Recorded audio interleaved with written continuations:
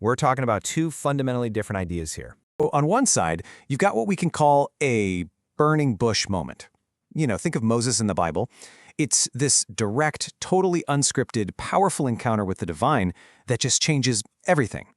And then, on the other side, you have the human script. This is a systematic, repeatable, person-to-person persuasion model.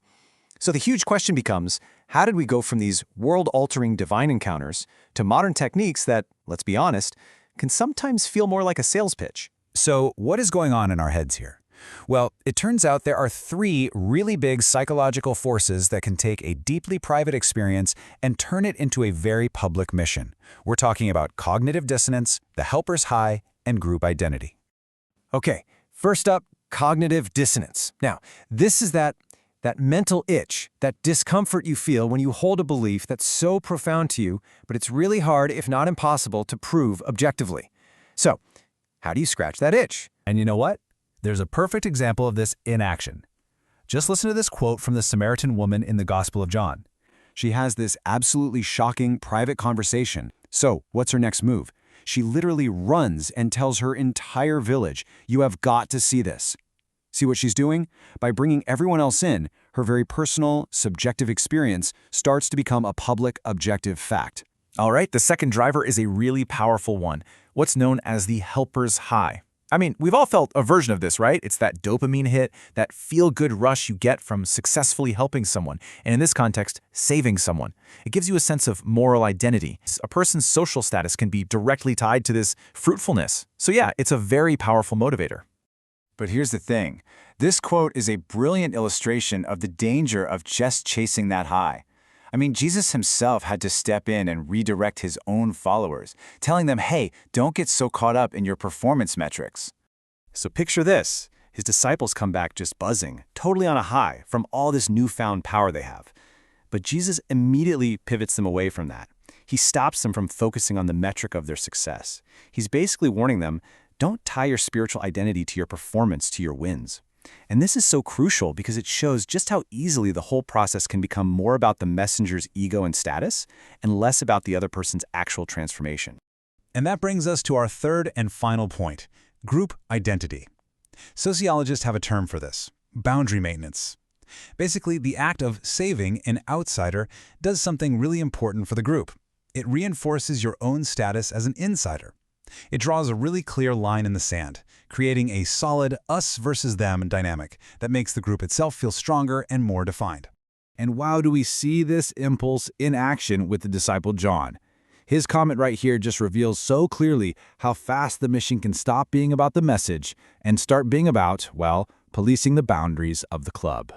I mean, think about it.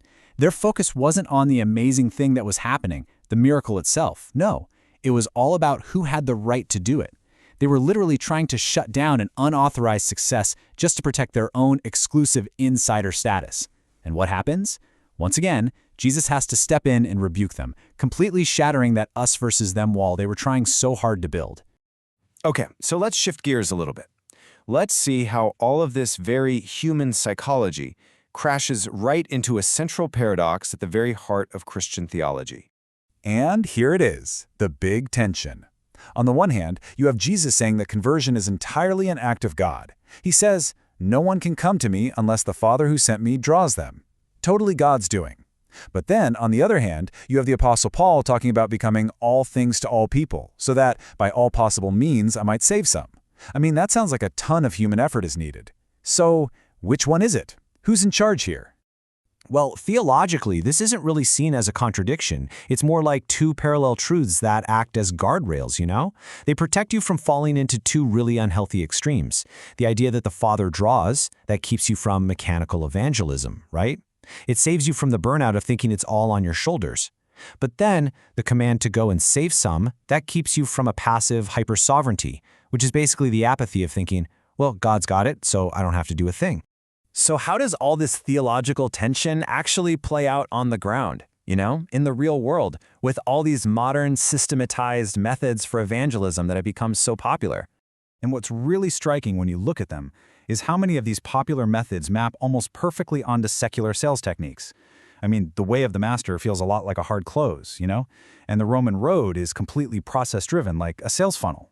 The danger with all of them is that they run the risk of prioritizing the human system, the logic trap, the step-by-step script, over a genuine, unpredictable divine encounter. The great irony is that so many of these training systems teach people how to mimic the result, getting someone to say the right words or pray a specific prayer. But they have zero power to initiate the actual cause. They can't create the encounter itself. They can get the right words out of someone's mouth, sure, but they can't perform what the Bible calls heart surgery. And you know, this is not a new problem, not by a long shot. The ancient prophet Isaiah warned about this exact same dynamic thousands of years ago. The danger of worship becoming just a performance, based on human rules that we've all been taught, instead of a genuine encounter that comes from the heart. Okay, so this all brings us to one final, really crucial question about what the goal of this whole enterprise even is. When you strip away all the layers we've just talked about, the psychology, the theology, all the human-made methods, what's the one thing that's supposed to be at the center of it all? What's the point? And at the end of the day, the question this whole exploration leaves us with is this. When a divine encounter gets turned into a repeatable human process, is the real goal a supernatural transformation of someone's heart, or has it become something else entirely? More like closing a deal and just adding another name to the club roster.